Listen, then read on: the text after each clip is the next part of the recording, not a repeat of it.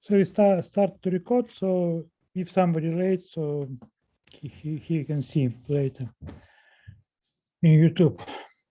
So dear friends, today we have a memorial seminar devoted to our old friend, Professor Passi. And I suppose all of us remember he is a person as a mathematician, and we collaborated with him or participated in joint conference. He was a really great person. And today we decided to have some memorial talks. And first talk will be done by Manoj Yadav. So please start. Thank you.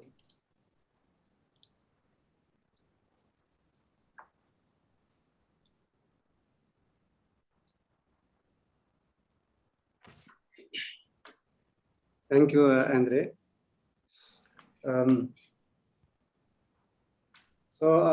As you said, this is in memory of Professor Passi. So I have chosen a topic on which myself, Mahendra Singh, and Passi sir worked together. It is about some exact sequence for groups relating its automorphisms and second cohomology. So before I start my talk, I show you a picture. So this is a picture of mine with Professor Passi, taken in 2019 during this ICTS activity, group algebras, representations, and computation. And during that activity, we had a dedicated day called Group Ring Day on the occasion of the 80th birthday of Professor Passi.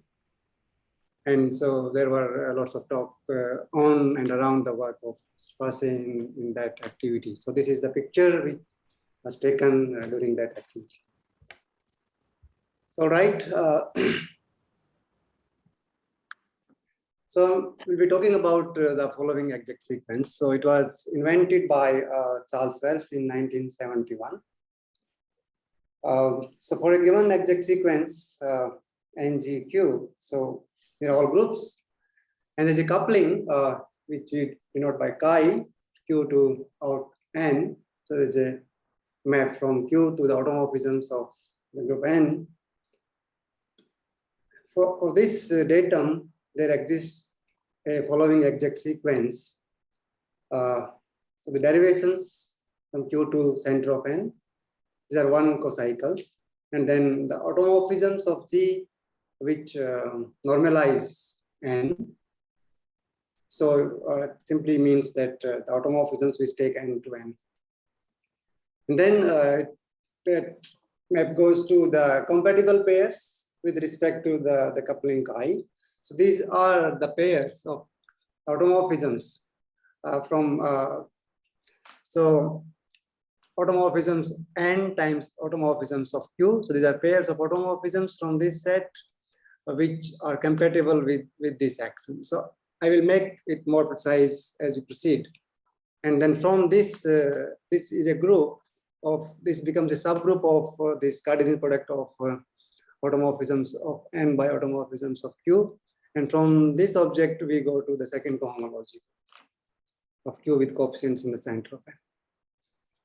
So this sequence has been investigated by many mathematicians, and I suppose one of the people is Robinson, Derek Robinson, who investigated it more than a couple of times.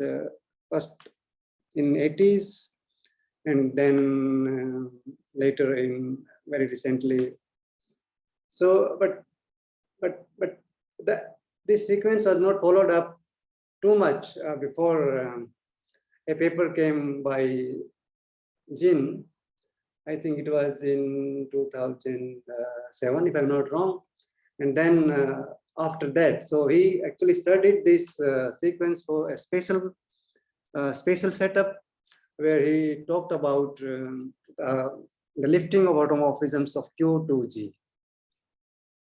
And then from that point, we took this investigation, and we thought that let us now study the extension property. So means how can one, or when can one extend the automorphisms of N to the automorphisms of G?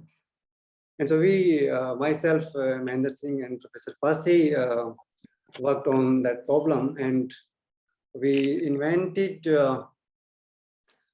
actually some specific sequences. These were specific, but the point is that these were so that these sequences were so that one could use them more appropriately or more effectively. And so I am not going to show you what we did there, but as we proceed, I will indicate what we did. And the effect of our papers and the papers of Jin and Liu was that many people actually got attracted to this problem after that. And you may be surprised to know that after that point onwards, more than a dozen people worked on Wells sequence in different setups. So for more work and details of the Wells exact sequence for groups, one might have a look on, this paper by Gildich, which was written in 2015. It's a survey article, and it appeared in proceedings of the group sententives. So there he explained this sequence in details with its connections with other arguments like Buckley's arguments. Buckley gave some interpretation of a part of the sequence using group actions. And in this paper, our paper actually is projected very, very well. The paper which I was talking about was written with Mahendra Singh and Professor Passi. So, all right, and if one really is interested in getting the finer details of this sequence for finite groups, one please may read our book, Automorphisms of Finite Groups, which appeared in 2018. So this is a joint work with Professor Passi and Mahendra Singh. So in this book, we have explained this sequence in all fine details for finite groups and its applications for studying automorphisms of finite P groups and some other groups. Yes, all right. So today, in this talk, I'm not going to talk about groups, but I will take you through a little more generalized setup. It's called an algebraic structure. Is called a skew brace. And but suddenly you will have a feeling how things go on. So this is a parallel study for skew braces. So let me start with the definition. An algebraic structure E with two binary operations, we denoted by plus and circle, is said to be a left skew brace if this E is a group under addition and circle, and this compatibility condition holds. This is a kind of distributive condition, but not really a distributive. So when you apply A with the circle from left side, you get A circle B minus A plus A circle C for all A, B, C. So this is a left skew brace. If you apply the circle on the right, then you will get a right skew brace. But we will be talking about only left skew braces. You please make sure that whenever I say skew brace, I always mean left skew brace. And one might ask for examples. So I'm not planning to give many examples here. Maybe I'll just mention one example, which is the trivial one. So you take a group, any group, and with some operation, say star, and you take plus and circle both at star, the binary operation. So then you will see that this compatibility condition automatically holds. And so this is a skew brace. is a left skew brace as well as a right skew brace, and this is called a trivial skew brace. And there are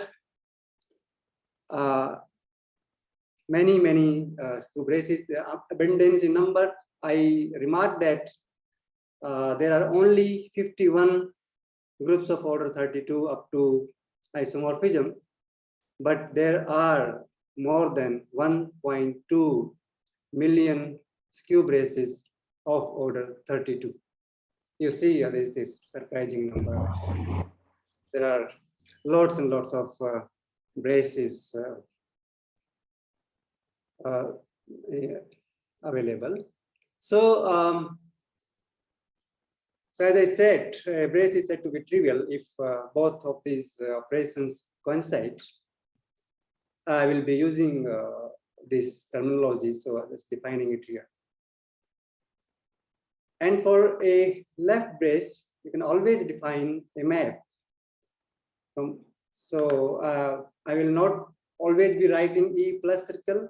Whenever I say E simply means left skew brace. The operations are already there and so be understood. So the lambda A from E to E by defining minus A plus A circle B. The minus A is the inverse of A under addition, and the inverse of elements say A under circle will be denoted by A prime, but it will not show up in our talk. So this is a well-defined map, and it is easy to show that this actually is an automorphism of E under addition, and this map lambda define E circle to automorphisms of B plus given by lambda A going to lambda A is a group homomorphism. So I will show you again the definition. So lambda A, for any A in A, you can define lambda A, which takes lambda A B to minus A plus A circle B. This is an automorphism of E under addition, and this correspondence will say lambda A send A to lambda A. This is a homomorphism from E circle to automorphisms of E plus. These are the group automorphisms because E plus is a group. All right. So define an ideal. First, a skew brace, sub-skew brace. A sub-skew brace of a left skew brace. Sorry, I did not define. So a sub-skew brace can be defined in the following manner. So say I. So I is a subgroup of E plus as well as a subgroup of E circle, and then the compatibility will be understood because it will hold automatically. So that is called a skew brace and sub-skew brace. And a sub-skew brace is said to be an ideal, left ideal, if so this is preserved by this lambda map for every A in E and Y in I. So this simply means that take whatever A from E, take lambda A, apply it on Y, so it takes Y to Y. We say that it's a left ideal of E. And a left ideal of E is said to be an ideal if I, because I is also a sub-skew brace, so I plus and I circle are subgroups. So I circle is subgroup, it should be normal subgroup of circle. So I will certainly not be using this terminology much, but it's good that I explained it for you. And so can define morphisms from between two skew braces. So if two skew braces E1 and E2, we can define a map from E1 to E2, and such a map is said to be a brace homomorphism if it is a homomorphism under addition as well as multiplication is a circle. All right, and if there is a brace homomorphism, it is 1, 1 and on to, such a homomorphism will be called an automorphism of the brace E. And the set of all automorphisms is a group, and which we denote by odd BE, just to distinguish between the automorphisms of a group and automorphisms of a skew brace. Odd BE just denotes the automorphisms of this brace. So this is the brace homomorphisms from E to E on 1, 1 node. All right, so we have now two notions for automorphisms: the automorphisms of groups and automorphisms of the braces. One can define the kernel of a brace homomorphism. The kernel is just defined by like this. So because you notice that there are two identities, one might get confused which one should use for the kernel. But the good thing is that in a brace, both identities, additive as well as multiplicative, they coincide. So there is no confusion at all. So 0 is the identity. We take the 0 as multiplicative identity as well as the additive identity. So, so this subset is the kernel, and it turns out that kernel is an ideal of E. So it's not difficult to check. All right, so with this, we can define extensions. So because as we have extensions of groups, you can have extensions of braces. So let H and I be two skew braces. And then by an extension, we mean such an exact sequence. So I and pi are brace homomorphisms.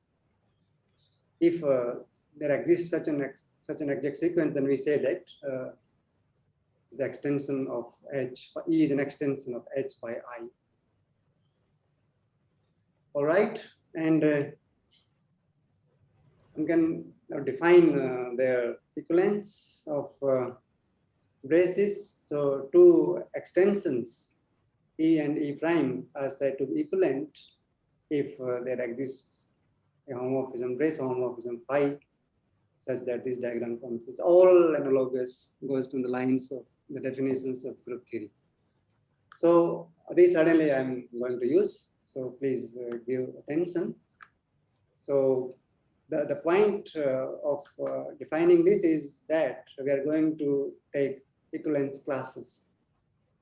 And so that comes to the next point. The set of all equivalence classes of extensions of H by I is denoted by extensions H by. So take all extensions and club in those by the equivalence, this equivalence, and then take the representatives of these equivalence classes, and that constitutes this XHI. All right. All right, so what I have done up to this point of time, I've just defined a skew brace, its ideal, then the extensions of skew braces and equivalence. So now we start with a left skew brace and an abelian group I. So this abelian group, as I told you, we can view as a brace, skew brace, because you just take both of these operations as plus.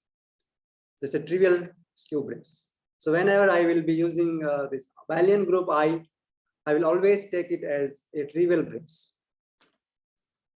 And so there's a concept of actions. As you know, there's a concept of actions and groups. A group acts on another group if there is a homomorphism from the first group to the automorphisms of the group on which it acts. So similarly, we have a concept of actions here. So we say that in H acts on I if something of the following type holds. There's a map, the homomorphism nu from H circle to out I plus, and there is a anti-homomorphisms mu and sigma, mu from H plus to automorphisms of I plus, and sigma again from H circle to automorphisms of I plus. And we actually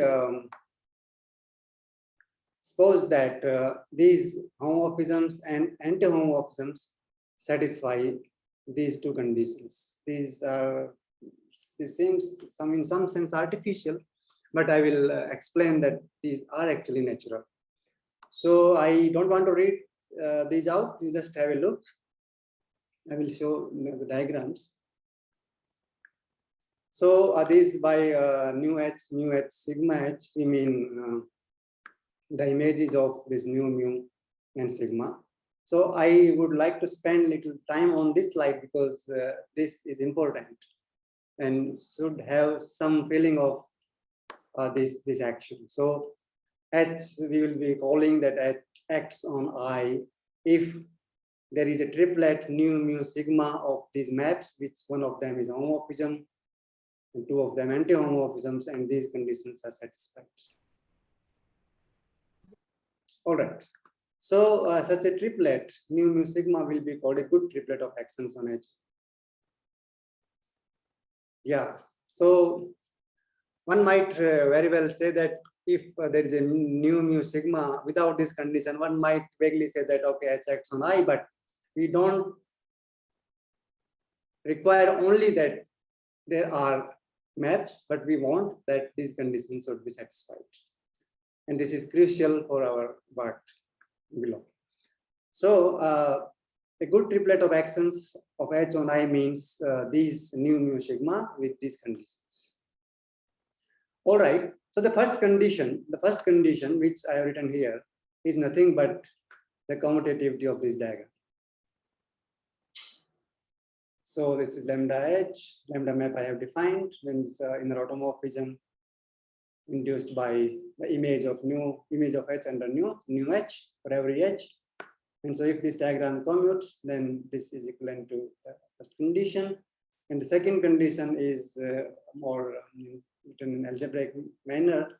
So equivalent to the fact that the map Fy from H to I defined by Fyh like that, sigma y and then sigma h, mu hy, is a group theoretic derivation. So this is a one cocycle under addition through the action of mu.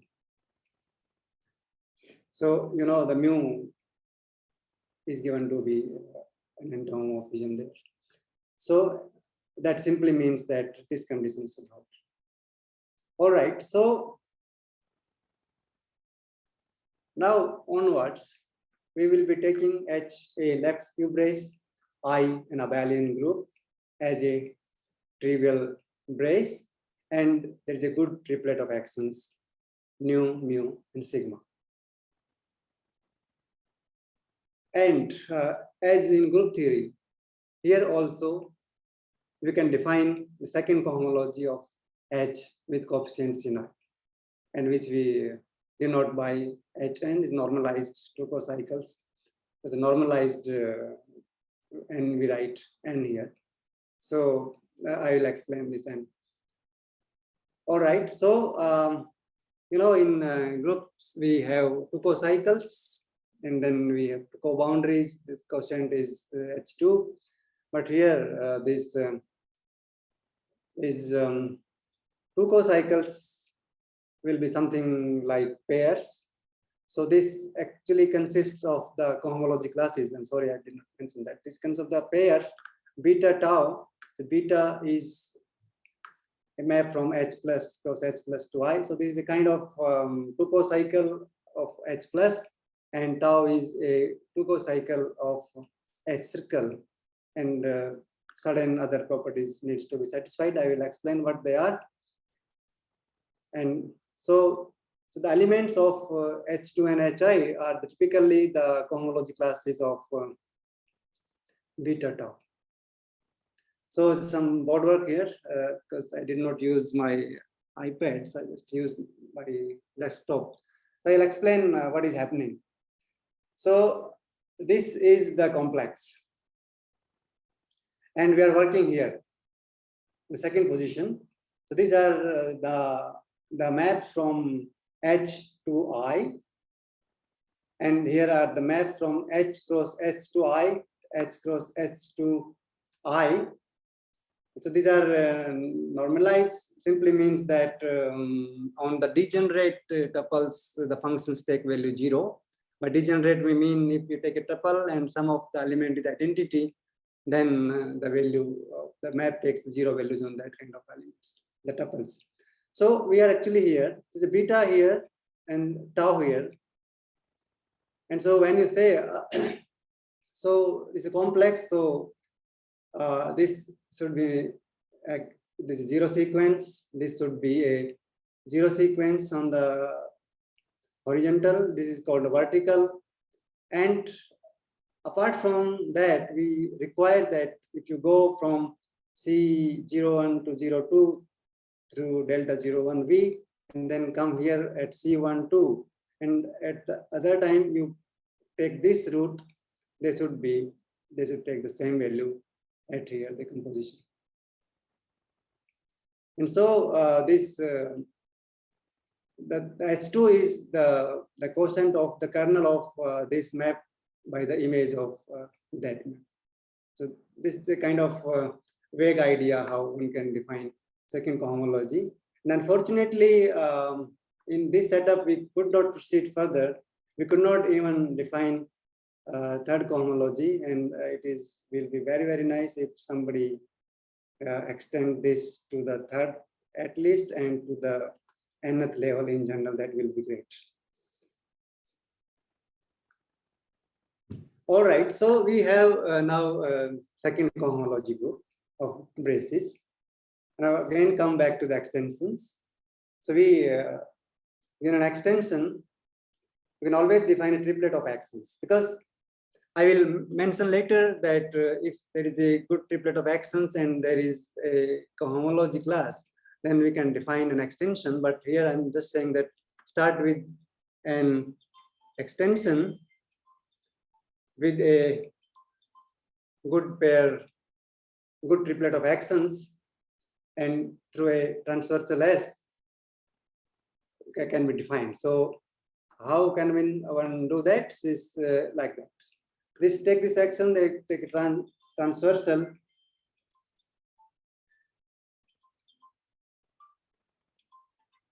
Sorry, I got a phone call. So can define this nu, mu, and sigma in this fashion. You just please try to recall that this is all group theory. Under addition, this is under multiplication, and this one is a new relation, which we define by this. So this is minus SH plus SH circle Y. So this is lambda SH of Y.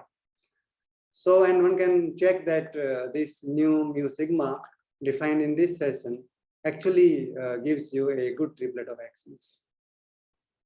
And so my point of mentioning this is that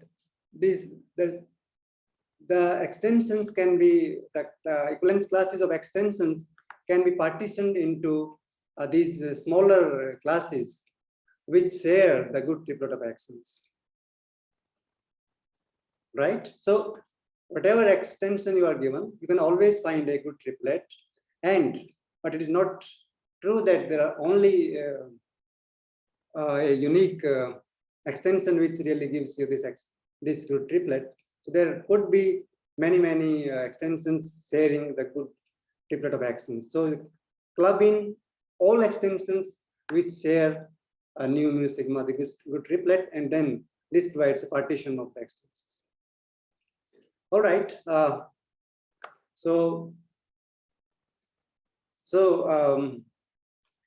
I'm actually goofing up so many things here, but I tell you this result because I will be using that. So this is analogous to a result in group theory, which actually says that the abelian extensions are in 1:1 correspondence with the second cohomology. So here we get the same kind of correspondence. So for this Q brace and I, an abelian group, if there is a trivial brace, if we have this good triplet of actions, then there's a bijection between the second cohomology and these particular extensions which share the good triplet nu, mu, sigma. All right, so I just give a hint how one can do this result. So it's something like you start with a good triplet and a cohomology class. So there is a 2 cycle beta tau. Using beta tau and this good triplet, one can define a cube brace structure on H cross I, or precisely I cross H, and that we denote by H I nu sigma beta tau 7 tuple datum. So so starting from a Foucault cycle, we can have an extension. Starting from an extension, we all know that we can always find a Foucault cycle using the transversal. So as in group theory. I will forget later. I would like to mention that this is a joint work with my student Nishant. I'm sorry, there is someone calling me over and over. Let me take this call.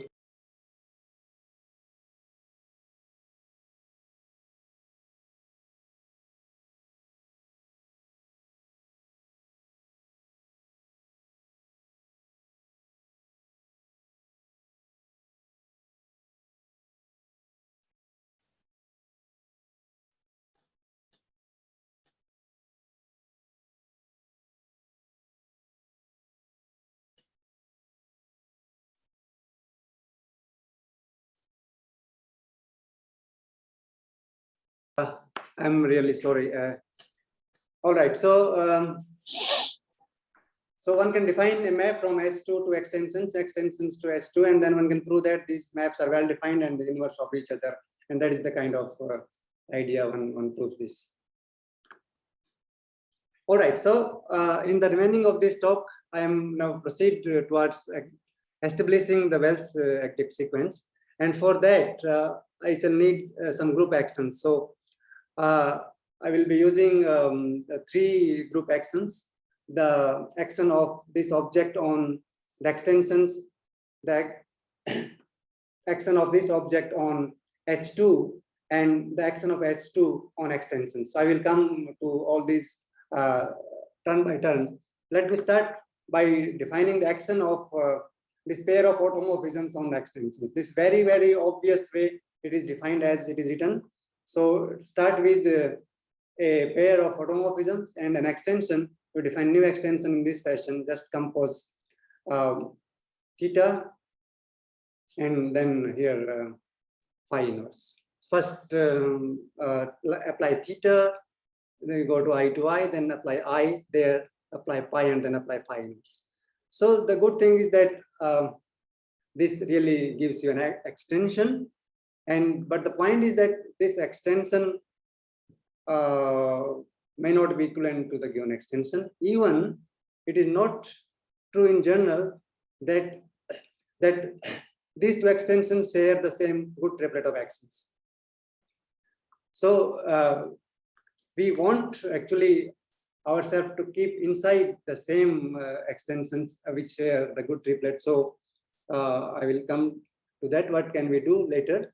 So, but here the point is that if you define a map or an action, try to define an action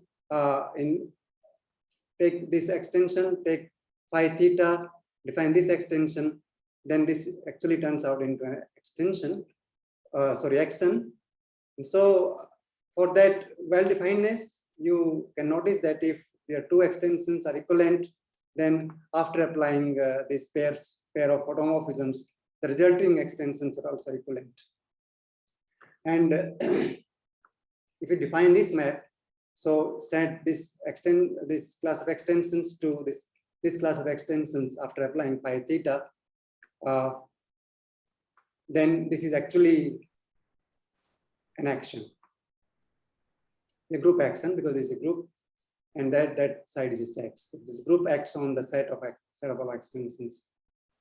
So this is an extension of this group or H cross or R or BI on all extensions. All right.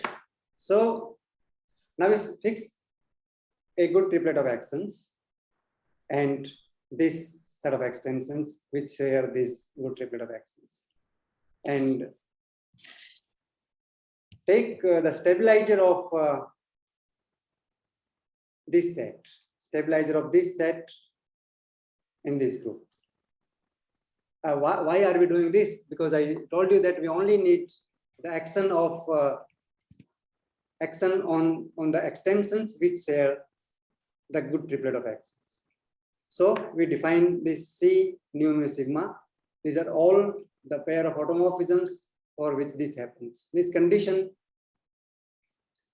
actually says that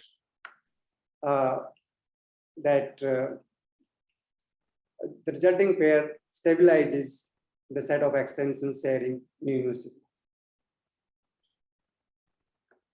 All right, because C mu sigma, this set actually turns out to be a subgroup, and so if it is a subgroup, it also acts on the extensions. This set X nu sigma Hi. So this is the first action which we shall need. So this group C mu sigma, which in Wells setup were called the COM-chi, the compatible pairs, and here we denote it by C. C suddenly denotes it's used for the compatible. So nu mu sigma. And so another action we want to give of this subgroup nu C nu mu sigma on the second cohomology. And I will rush here because this is all standard stuff. So you take actually go from the very basic stuff. Take a function f from h cross h n times 2I, and then you can define phi theta on this fashion. Just apply phi inside and then apply f and then apply theta inverse. It's all very standard stuff. And then this restricts to all Cij's. So the Cij's are actually the quotients of all these functions when we quotient them by the normalized stuff. All right, and so one can notice that C nu mu sigma acts on all these Cij's. So we are only here interested in 0, 2, and 1, 1, and 0, 2, and 1, 1. So we can, on this set, we can define this action by this beta tau. Beta tau is in here. Apply phi theta on individually on both, and phi theta is given by this function. And so one can easily prove that the coboundaries goes to coboundaries, cocycles goes to cocycles, and so this induces an action on the second cohomology. That's what we are aiming at. So the group C nu mu sigma acts on H to Hi in this fashion. And finally, we define an action of H2 on the extensions. So this is very easy because H2 is a group, and so this acts onto itself by right translation. And so this is faithful and transitive action. And I'm using the theorem 1. Theorem 1 is the correspondence between H2 and the extensions nu mu sigma, sharing the good triplet nu mu sigma. So using that correspondence, bijection, one can transform the action of H2 on these extensions. That's what you mean. So this action of H2 on extensions is faithful and transitive. And so more precisely, it is written here. So this is the translation on the right side. So, I hope you understand. So this action is faithful and transitive. And so here is the crucial stuff. So take an extension, the class of extensions, the equivalence class of extensions E, a fixed extension. And since the action of S2 on this is transitive and faithful, for each C in this group C, there exists a unique HC in H2n such that. So what I'm doing here is that first you take your C, this extension E, take this C, apply C on that, you'll get another extension. This will suddenly share the same good triplet, but then because the action of H2 on extensions is there and it's transitive and faithful, so there's a unique HC which will take E to this new extension. And so you define a map omega E from C nu sigma to H2 by this. So send your C, which you started from here, send it to H.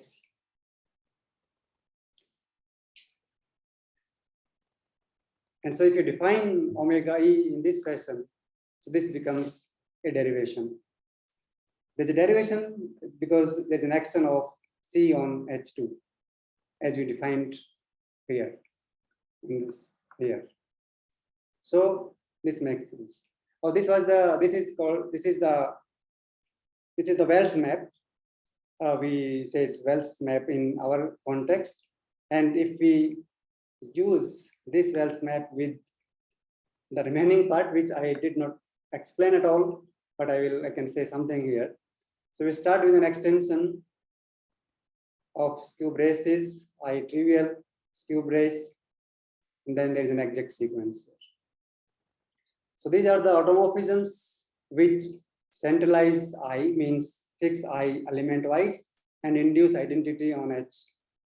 These are the automorphisms of E which normalize I. These I have defined the compatible pairs, and this is S2. And this is not very difficult to prove that up to this point of time, at this place, this is exact, but this suddenly takes some work for proving that this is also exact at this place, and this omega E is not a homomorphism, but this is a derivation. And but even for a map, kernel makes sense, so one can talk of exactness. All right, so this suddenly at this point of time doesn't look like the Wells map because there were derivations, but we can put it in that form also, because this out BHI is an abelian group, and this is isomorphic to the one cocycles matched. These are the derivations with respect to the given good triplet of actions nu sigma. So this is the final sequence which we were aiming at. And I would like to remark that if you take H also a trivial brace, and in some sense you will get this this sequence for the abelian extensions. And this is what we did with Inder Singh and Passi sir. We elaborated a Wells sequence in case of abelian extensions and put it in more usable form. And many people actually took that idea and extended this work for different algebraic structures, which I will mention some of them. So this is M. Pirashvili in 2017 studied this Wells sequence for endomorphisms. So instead of automorphisms, they studied for endomorphisms. Of course, these are now endomorphism rings, and the study is more difficult. And so, but because one really need to make sense of all these things. So, but I'm not planning to go into details. The interested reader may have a look on the paper. This is for the endomorphisms. And then next, my friends, Inder Singh and Larry Bardako, they studied it for Lie algebras. Perhaps this was the first occurrence for this sequence for the anything different from groups. This was Lie algebras. And again, from this Lie algebras, people then studied abelian extensions for Lie rings. This is actually exactly on the vein of our paper, 2010 paper with Inder and Passi. So they studied different. So as I told you initially that I will make some pointers that what we did. So we actually constructed such kind of sequences for groups. So this actually is in a more usable form. One can use this stuff. Then Jamali also established Wells map for Lie rings in the full generality. So without considering abelian extensions, all arbitrary extensions of Lie rings. So this is the sequence.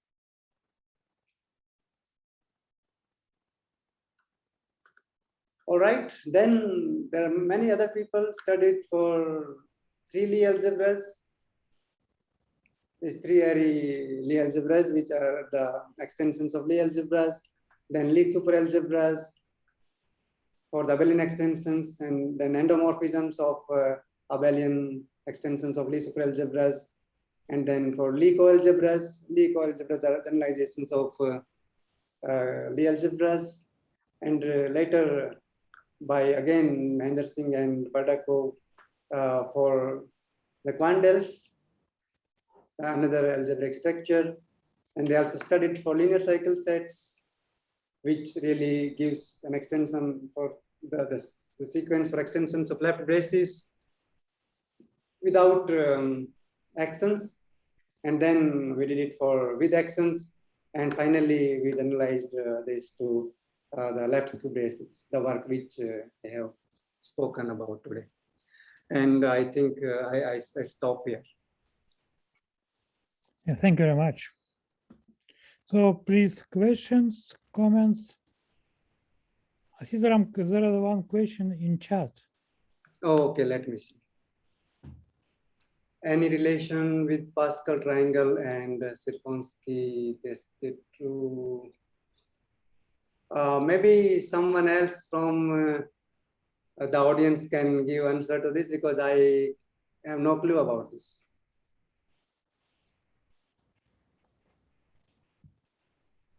Okay, other questions?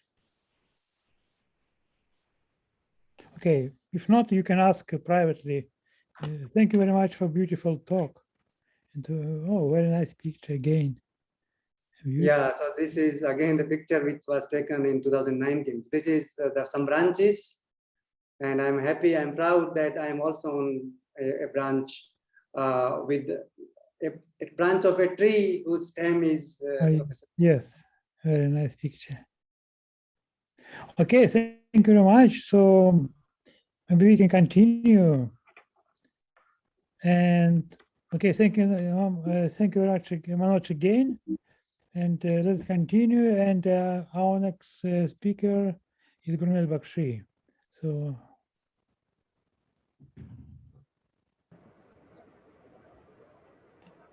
Hello. Good Hey, evening. hello. Hey, hello. Nice to see you. Good evening, everyone. So I'll first share the screen. And then so please.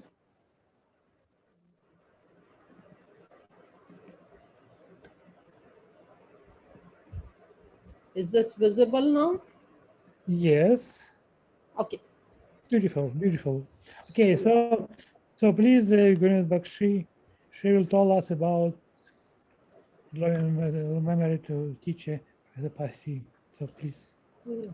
So first of all, let me thank Westline, Krishnendu, and other organizers for the invitation. Although it's a sad moment, and Professor Passi is passing away I consider it as a personal loss to me.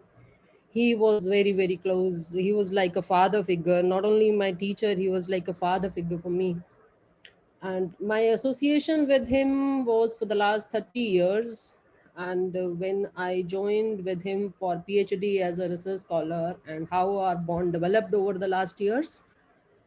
And he really used to take care. I will just recall one instance, which actually was very touching. So after my PhD, I was working in coding theory for quite some time, and he was not happy. So he wanted me to go back to algebra. He said one should not be leaving the roots. So he tried very hard to pull me back to algebra. So quite some time passed away, and then me and Professor Passi, we traveled to Russia together for an Indo-Russian meet with Roman. And there he told Roman, look, Gurmeet doesn't have time in India to talk to me, so I had to bring her to Russia, although we are in the same institute. That was a touching point. That was a touching point for me. And that is how he used to take care of everybody, not only his students, everybody. He was connected with everybody from a younger child to an older one. He was like that with everybody. He used to put the people together. That was the kind of charisma in his nature he had. And after coming back from Russia, we wrote series of papers together. I think seven papers we wrote together, and all of them were very highly appreciated. And so we were celebrating his birthdays, 70th birthday. I think Besnin, Bardakov, Roman all came to university, Punjab University, Chandigarh on his 70th birthday. And then at ICTS Bangalore, we celebrated his 80th birthday, the picture which Manoj was showing. So incidentally, I am also sharing the same picture. And now from 80th birthday, we have come to obituary. That is the pain, really the pain. So this is the month that our proceedings of that conference is going to come. And we were so eager to show that proceedings to Professor Passi, that this is the proceeding of the 80th birthday conference. And I just spoke to him 1 week ago, sir, we are showing that proceeding to you within few days. So it's coming this month. And our bad luck, we have now written an obituary there. So that is the kind of thing happened. And the memories are endless. I mean, he had lots of work. I think we traveled together several times. We ate together. We stayed together. We had cups and cups of teas together, had lunches together. So that was the kind of bond we had. There are endless memories, but I am not talking of my work with him, but in general, his contributions, some of the major contributions which he had, but I will not be overlapping with Mahendra and Manoj. So, but still, I'm only covering a part of his work, which was highly appreciated. And I don't think I can give justice to the work because it's deep work and it's not my area of entirely my area in which I worked with him. So let's put together some of the contributions which uh, Professor Passi has made India proud of. And he was a noted algebraist, all of us know, who made significant contributions to certain aspects of the theory of groups, especially to the study of group rings, in which he was leading expert. Group rings have been a subject of intensive research in mathematics from various algebraic viewpoints. This area in algebra interacts with many branches of mathematics, particularly representation theory, K theory, number theory, topology, and various others. And Professor Passi contributed in the investigation of the subgroups determined by augmentation powers called dimension subgroups. This is the dimension subgroup is the part that he had major part of his concentration was here. Study of algebraic elements and group rings, computation of units, unit groups, Jordan decomposition, Wedderburn decomposition, and various other topics which I am not mentioning because I am just touching upon some highlights on these areas. And his results on dimension subgroups, augmentation powers, and related problems received wide recognition. So what's a group ring? If G is a group, and although many group ringers are here, but still if some students are here, I will try to recall that if G is an arbitrary group and R is a commutative ring, then the group ring of G over R denoted by RG is R algebra. So it's formally you add them component wise, multiply them using the multiplication in the group and the associativity, and this RG becomes a ring, and this is called the group ring of G over R. And the group G can be identified with the subgroup of the group of units of Rg by sending G belonging to G to the identity of R times G. And these elements constitute an R basis of Rg.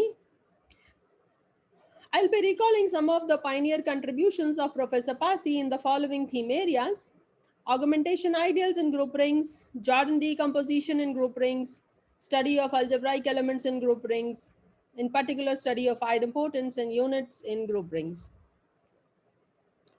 So group rings and their augmentation ideals. So what's an augmentation ideal and what are the major results in which major problems in which he worked upon?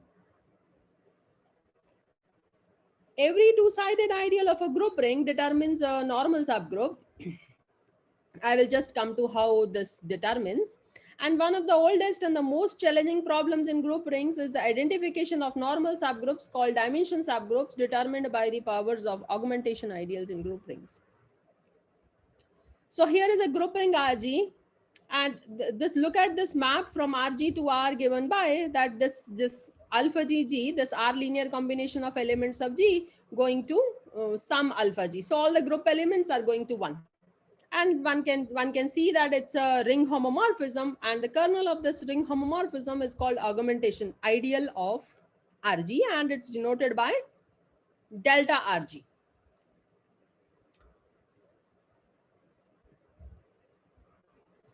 Now, the augmentation ideal delta RG leads to the following filtration of RG. You look at RG and then delta RG, take its square, take its cube, and so on. Now, these powers plus 1 intersection with G is a normal subgroup of G. One can prove that. And that's called nth dimension subgroup of G. This is how two-sided ideals give rise to normal subgroups. 1 plus I intersection with G. That's a normal subgroup of G.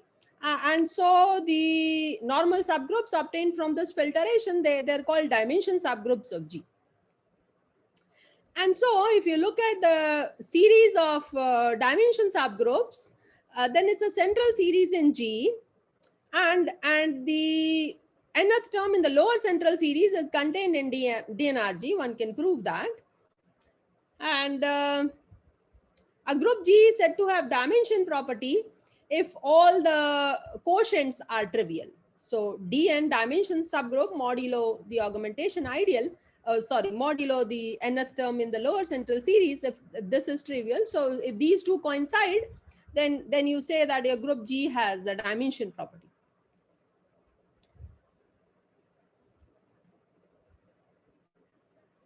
So these are some of the So some problems about dimension subgroups and augmentation powers. So first problem one can look at is you identify these dimension subgroups. What is the structure of these dimension subgroups?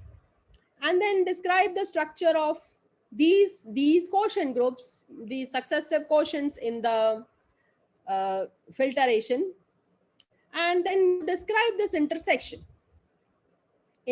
of this term, intersection of the series, In this theme, group rings, the augmentation ideals, they've used combinatorial, homological, and topological tools. The result obtains are distinguished by completeness and refinement. And related to this problem, Professor Passi has published more than 40 papers and have written 2 books in this setup, on this theme only. So what are the kind of results which he proved?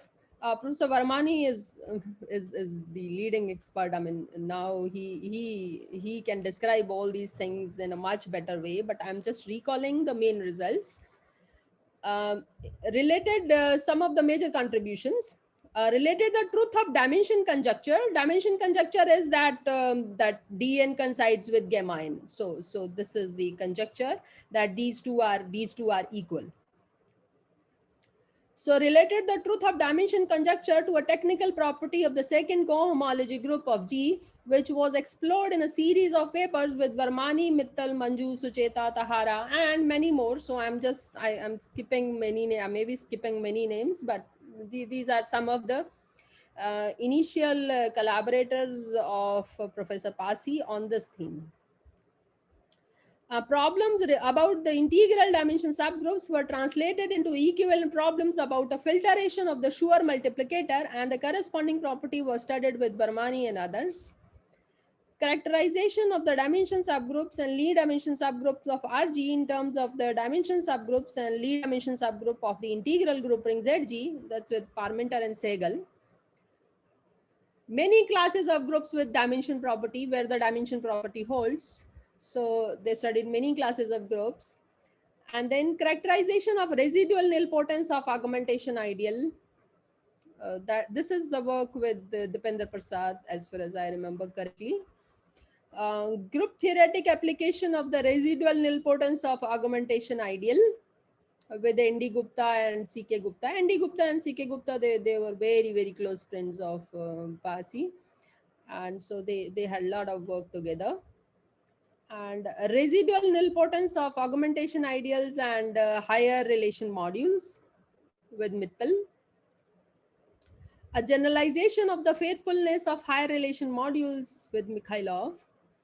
Computation of second cohomology group of certain groups with Roman Mikhailov, and explicit calculations within G of Lie dimension subgroups. Lie dimension subgroups are, I'm not going into the details, but you take the Lie powers of the augmentation ideals, and then there's a ideal generated by those Lie powers in ZG, and then that gives you a filtration of the ZG and so on. So the interested readers can read all this is available in his books on Lie dimension subgroups. Complete characterization of FG, where F is a field to be Lie nilpotent and to be residually Lie nilpotent. This is with Passman, Segal, and with Bhandari. Computation of lower nilpotent Lie indices of Lie nilpotent groups, group algebras. This is with Bhandari. Construction of minimal examples of groups with dimension property, groups with 4 generators and 3 relators, that is with Roman Mikhailov. And examples of groups not having the dimension property in arbitrary dimensions, this is with Mikhailov. So there are various other problems which he tackled, but whatever I could gather, because this is not the area in which I work, but whatever I could gather.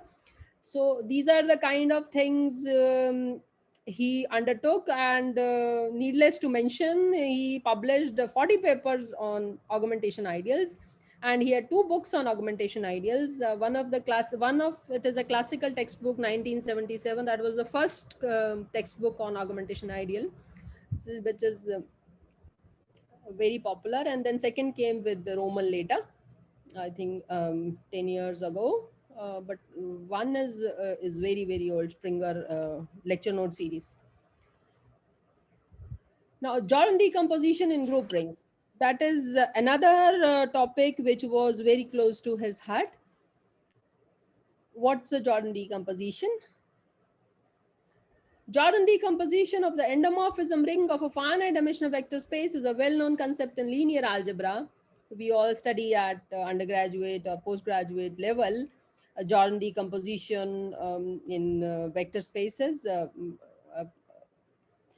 And Hales and Luther in 1990 initiated the study of additive and multiplicative Jordan decomposition in group rings. So what's a additive and multiplicative Jordan decomposition? Look, here F is a field of characteristic 0, and you take an element alpha in the group algebra FG, and then there is a linear map from FG to FG given by a left multiplication by alpha. And so that's a linear map from FG to FG.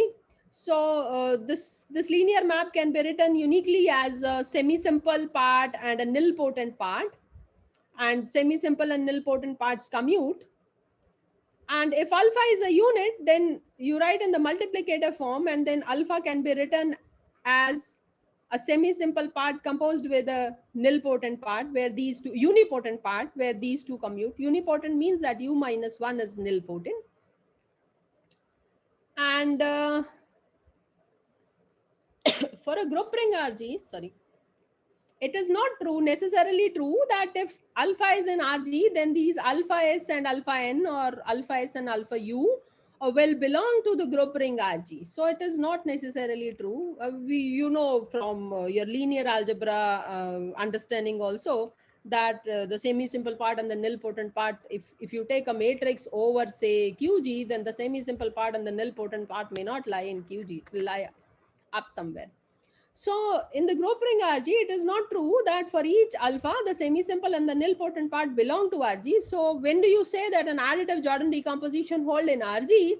So when the semi-simple and the nilpotent parts lie in RG, and you say that the multiplicative Jordan decomposition holds in RG, if the semi-simple part and the unipotent part lie in RG.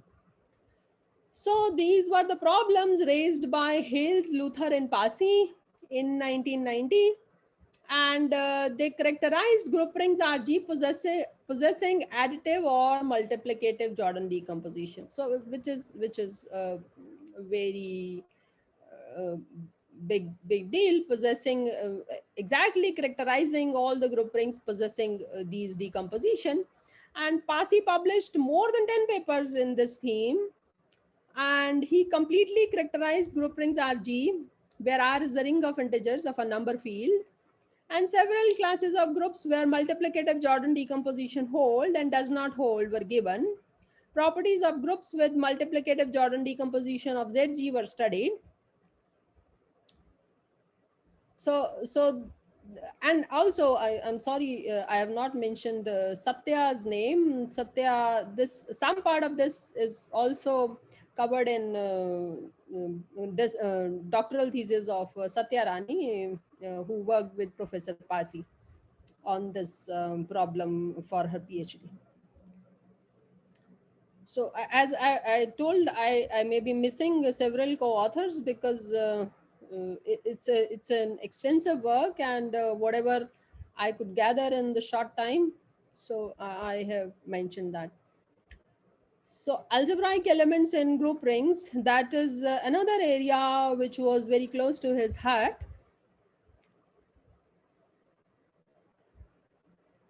An element alpha of a K algebra A is said to be algebraic if there is a non-zero polynomial fx such that f of alpha is 0. You know that. For example, idempotents, nilpotents, torsion units, they are algebraic elements of A.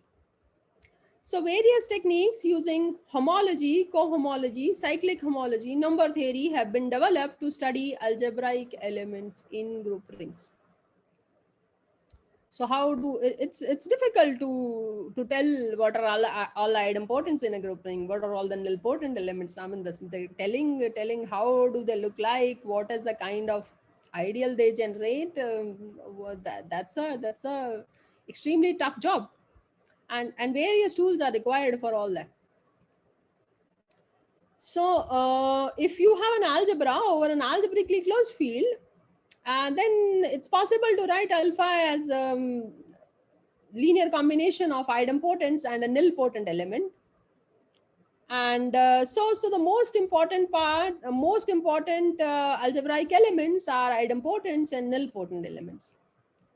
So I will recall some of his work on idempotent elements. If he is an idempotent in KG, in the group ring KG, then there is a lot of information about this idempotent is captured in the partial augmentations of the idempotent. Partial augment epsilon C E meaning C is a conjugacy class in the group G, and epsilon C meaning that you sum over those EGs where G is in that conjugacy class. So you got this point? So this is called partial augmentation of E with respect to the conjugacy class C. So a lot of information about this idempotent is captured inside these partial augmentations, which are elements of K. See, for example, you look at this classical work of Kaplansky, which states that if the characteristic of K is 0, then only the coefficient of 1. See, if you take the conjugacy class of 1 is E of 1 is 0 if and only if E is 0. It's remarkable. Only the coefficient of 1 is giving you information on E. So if you together pile up the knowledge on partial augmentations with respect to different conjugacy classes, so it's a powerful tool to understand the idempotent. Weiss in 1980 proved that the absolute value, so here I'm taking K as a subring of C, the absolute value of the partial augmentation square is less than or equal to the size of the conjugacy class. Size of the conjugacy class also capture a lot of information. So this is a celebrated theorem of Passi-Pasman, which says that, which was a generalization of this result of Weiss, which says that if zeta is this linear combination of these idempotents, where ei's are orthogonal idempotents, lambda i's are complex numbers, then you look at this sum, which is the absolute value of the squares of the partial augmentations by the size of the conjugacy class. If you sum all this, then it is definitely less than this. So these coefficients and these things are carrying a lot of information, and with the equality holding if and only if zeta is central. Telling that something in CG is central is a big deal. Furthermore, if lambda is the maximum lambda i's, then this is a bound, and so in particular your Weiss results hold. This powerful inequality of Passi-Pasman was obtained using the embedding of CG in a Hilbert space H, and then considering the uniform closure of CG in the C-star algebra of bounded operators on H.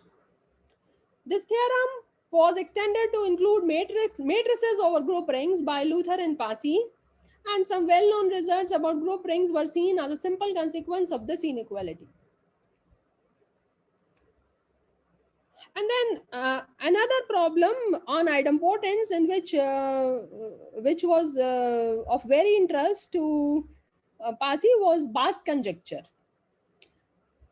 Bass conjecture, what is it? It, when translated into matrices over group rings, says the following: that if E is an idempotent matrix over Kg, where K is the subring of C with which intersection with rationals as Z, and G is an arbitrary group, then you take the matrix E, take the trace of the matrix, take the partial augmentations, then the partial augmentations of the trace of E are 0 for all non-identity conjugacy classes C of G. That is the conjecture made by Bass. And the truth of this conjecture for various classes of groups using cyclic homology of group algebras was given by Passi. There's some part of this is jointly with me as a part of my dissertation, PhD dissertation, truth of Bass conjecture for various classes of groups. We gave, actually for quite some time there was no progress in this area, and then we extended to a very large extent some results of Weiss and some results of Bass. And then after my contribution with Passi on this area, Roman and Passi studied together high traces on group rings parallel to these traces, epsilon C trace of E, the partial augmentations. They studied high traces in group rings and gave nice structure theorems and new occurrences of Bass conjecture.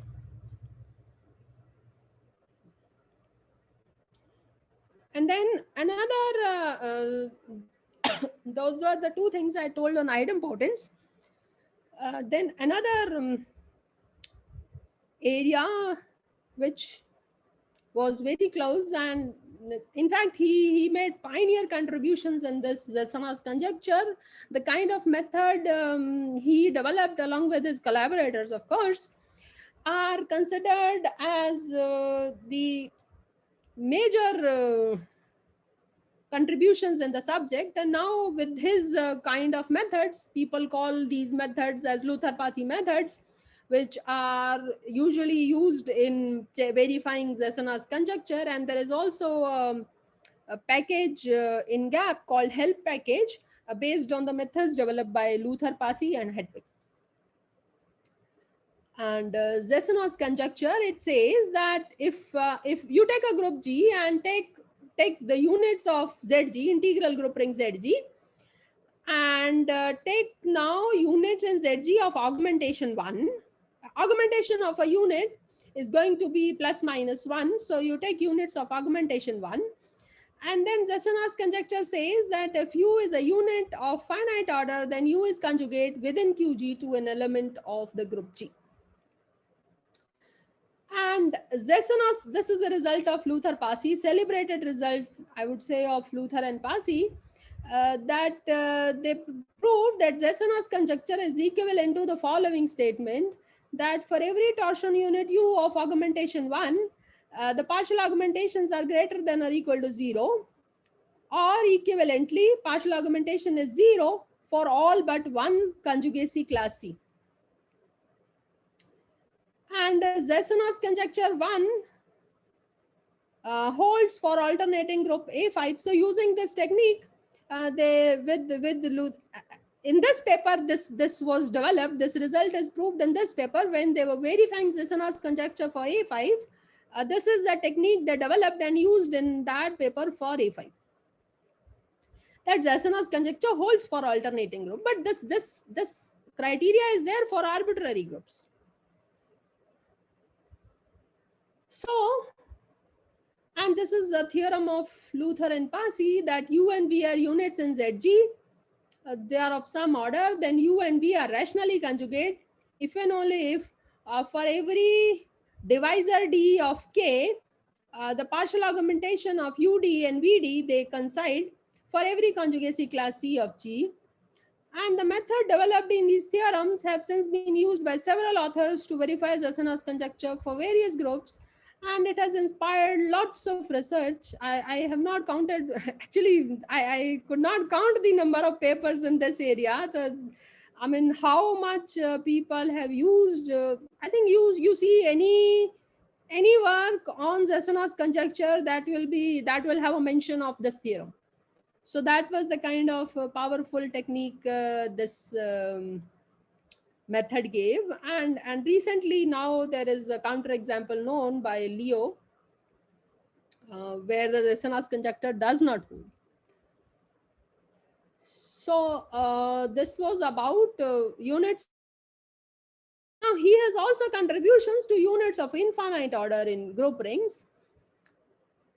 So this was his recent interest in the last, I mean, the work which I'm going to tell is in the last few years.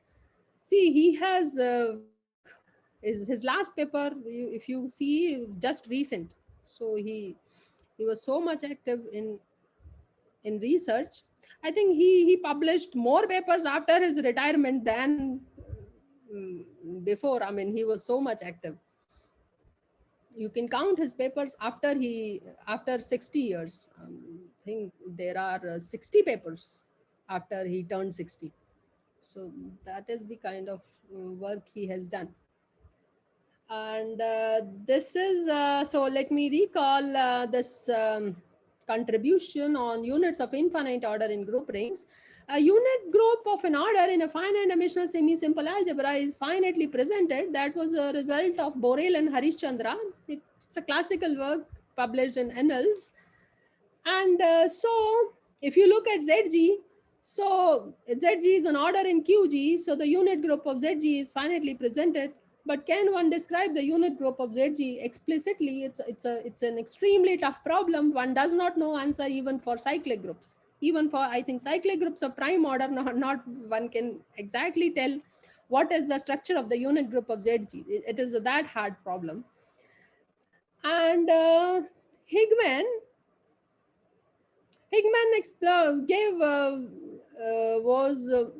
in 1940, he explored various properties of group rings, and he proved the following, that these conditions are equivalent. Unit group of ZG is plus minus G, unit group of ZG is finite, or G is abelian of exponent 4 or 6, or G is just Q8 cross elementary abelian 2 group. So this result of Higman tells a clue that except for very special cases, unit group of ZG is an infinite group. Okay, so elements of finite order I have already spoken to. and there are conjectures. Zasama's conjecture is one of the main conjecture in this area, but there are other conjectures. But this is the part on which Professor Passi worked on Zasama's conjecture. But this I have already spoken to, and this is a counter example which has come very recently by Liu and Margolis, where Zasama's conjecture does not hold. It's a group of a very large order, this much order, where the Zasama's conjecture does not hold. So I'm coming to the units of infinite order here, and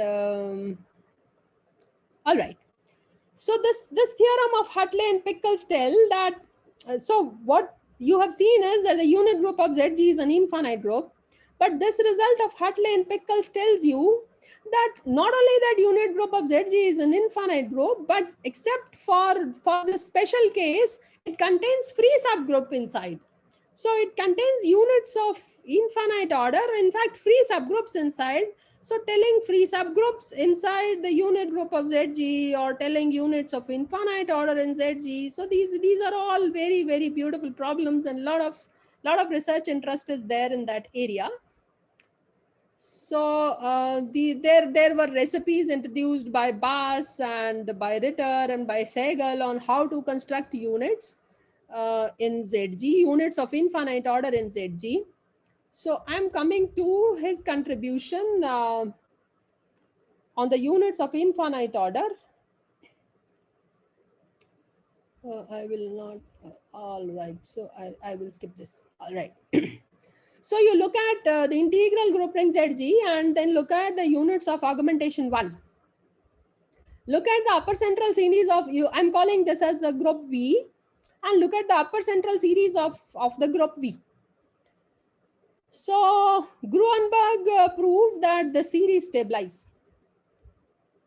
But what is the central height that was given by Passi and Arora? They proved that the series will stabilize at n is equal to 2. And so it was very amazing. I mean, people are not able to understand unit group, and then they are telling the central height of that unit. Even for cyclic groups of prime order, it is hard to understand the unit group, but then they are studying upper central series, and they're telling where is this going to stop, and precisely characterized when is the central height going to be 2. Central height is going to be 2 for this very special case of group, and otherwise the central height is going to be 1. So if the central height is 1, which essentially means that the center of the unit group of center of this V is an important object to study. So center of the group V to study, but again there is no clue on what this group is going to be. Very hard. What are free subgroups inside, and so on. So I will just recall the structure of this group. There's a perfect analog of Dirichlet unit theorem about the center of the unit group of ZG, that it is plus minus ZG times a free abelian group. Now there are questions: what is the rank of this free abelian group? What is basis of AG? What are all that you can say? Lot of researchers have worked upon this area, and what Passi, along with joint work with myself and Sugandha Maheshwari, we characterized groups where the rank of AG is 0. So we call such groups as cut groups. Cut groups meaning central units trivial. Central units trivial. All right. So can we describe a basis of AG? Then weaker question, can you describe linearly independent elements in the center of the unit group of ZG? When is the rank of G 0? Rank of G meaning the rank of AG 0. So this is where we work together, and we call such groups as cut groups. And in fact, there is a Higman in 1940 proved that abelian group G is a cut group. At that time, this term was not given, but they were saying in terms of that. This was given in our paper in 2016, cut group. So an abelian group G is a cut group if and only the exponent of G is 1, 2, 3, 4, or 6.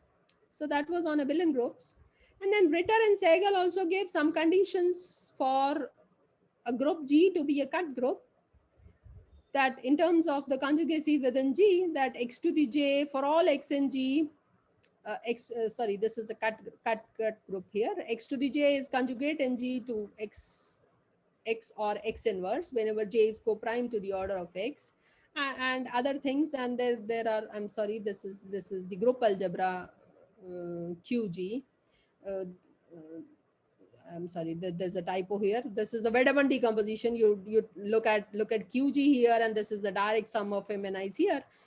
There are results that if the rank is trivial, then how will this division ring look like in the Vedabin decomposition of QG?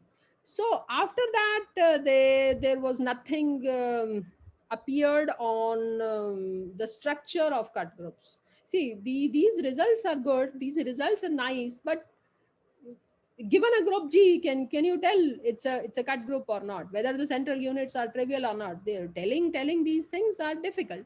So we undertook this study, and in a joint work, we studied characterizations, various characterizations of cut groups. Not only for finite groups, but also for infinite groups where the unit group of the integral group ring ZG has trivial central units. The work, so this is his, there are a lot of, after this, yeah, incidentally, so after this work of ours, which appeared in 2016, lot of research is seen, research interest is seen on cut groups, and a lot of papers have come. In fact, a lot of international talks have been seen on the structure of cut groups. And the work presented here is only a sketch of some part of the interests of Professor Passi. And I think any sentence written here requires series of lectures, and my apology to the co-authors whose names might have been missed, because the authors list is very long. He has 50 collaborators almost, and more than 100 papers, and his work is of fundamental importance. Although he's not with us today, his work will live on for generations to come, and he will be in our heart always. And these are some of the books written by Professor Passi. I could not get 2 books at the school level, that is at a very elementary level. Those 2 books we could not get, but these are the 8 titles which are very, very popular. And these are some of the memories. This photo Manoj has shown, this was on his 80th birthday. This is on his 80th birthday. And this photo is taken on his 70th birthday. This is on his 70th birthday. And we were together on his 80th birthday. I'm missing. Thank you.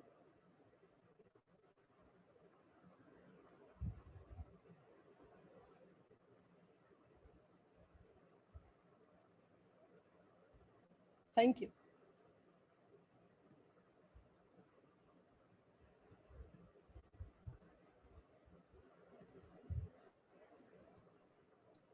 Andre, you are muted. Юрьевич, ваш не слышно.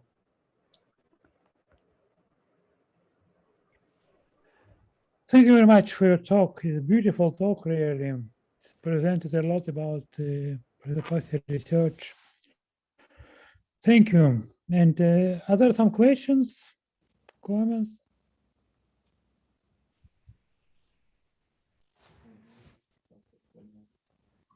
So please. Oh, hi, Gurmeet. Thank you for interesting talk. It's very nice. I would like to ask about the Jordan decomposition for integer group ring for finite group. Do you know results in this direction? for what finite group we consider integer grouping, and we define Jordan additive or multiple decomposition. Yeah, actually, I have not worked on Jordan decomposition, so exactly I cannot recall all the results which he has proved, but I can definitely share the work with you. Ah, okay. Okay, thank you, thank you. Please, is there one more question? May I yes. say something? Please. Yeah, so there are just, thank you for the wonderful talk. It only shows how immense was Professor Passi's work and how much we can actually learn from him. Just two things which are in this context. So regarding cut groups, it has somewhat Russian roots in the sense that work by Abe of the back in probably 87. So there was this initial talk about this cut groups. And that appears in Russian till date. We had to get that translated when I got to know about it just a couple of years ago. So that was initial work. And also, right. And also regarding his main work, which has been on the contribution on dimension subgroups. So as it was mentioned that he was also working last year, his last publication was last year. So that was a generalization of work on dimension subgroups. Because he always likes to think big and also proposes us to work big. So this was filtration of group G dimension subgroups. And as you see, he has worked a lot on integral group rings, unit group of integral group ring, VZG, which has been talked about in the later part of the talk. So there we studied filtration of this unit group. So this was kind of generalization that he proposed, and some initial developments were done in that publication. So that's the only thing that I wanted to add to it. Yeah, thank you. Thank you very much. So if there are no questions, then just please thank Gurmeet again for this beautiful talk and very nice presentation. Thank you very much again. And we continue, and our next speaker, sorry, there are two more questions? No. So our next speaker is Mahendra Singh, so please.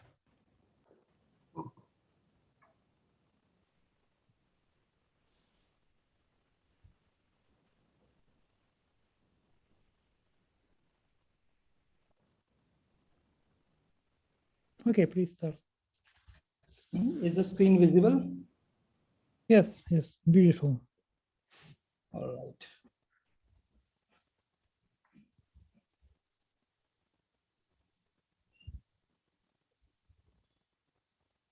So please. All right.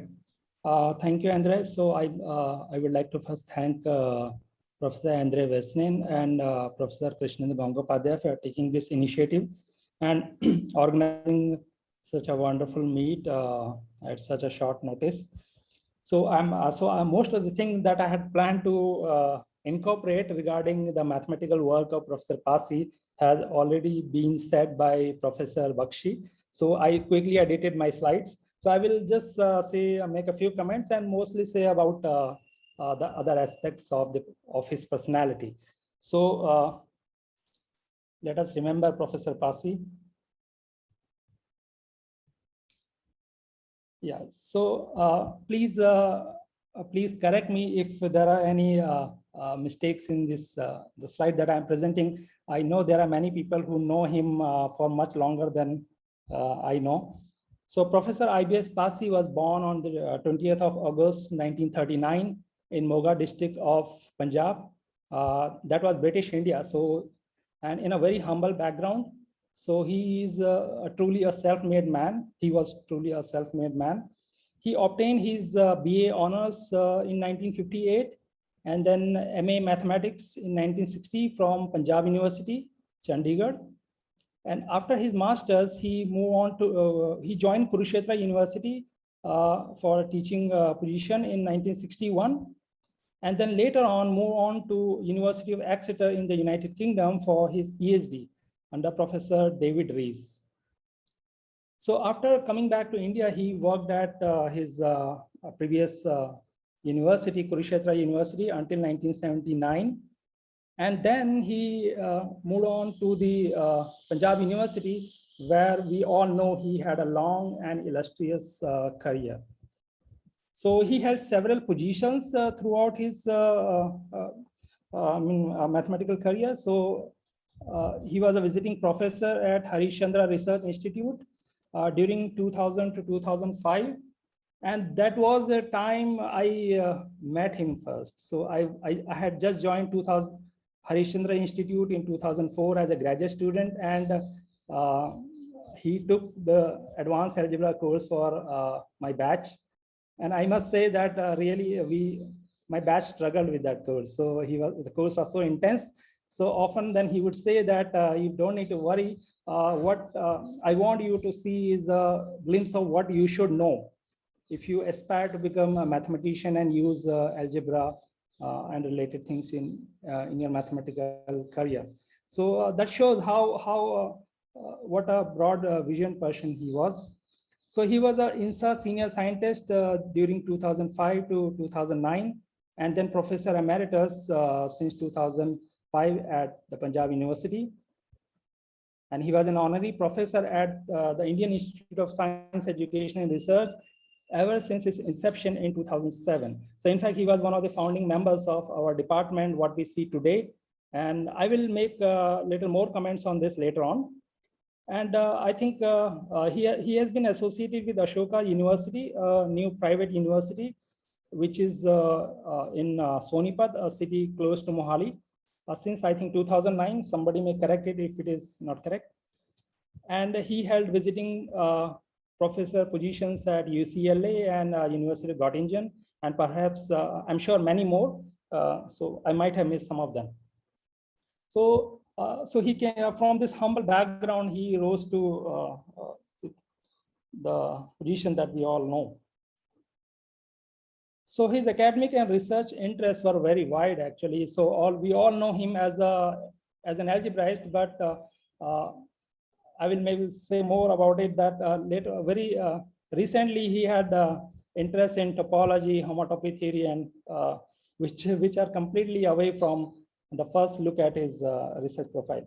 So specializing in algebra, Professor Passi made significant contributions in the area of group rings, as Professor Bakshi elaborated, where he investigated problems related to dimension subgroups. So that was his core area, I would say. In fact, if I divide his career into three parts, the first part was this around the dimension subgroups, augmentation and augmentation powers, cohomology of groups, group theoretic and homological aspects of group rings. So I would say a novelty of his work, from my understanding, was using homological methods in the study of group rings.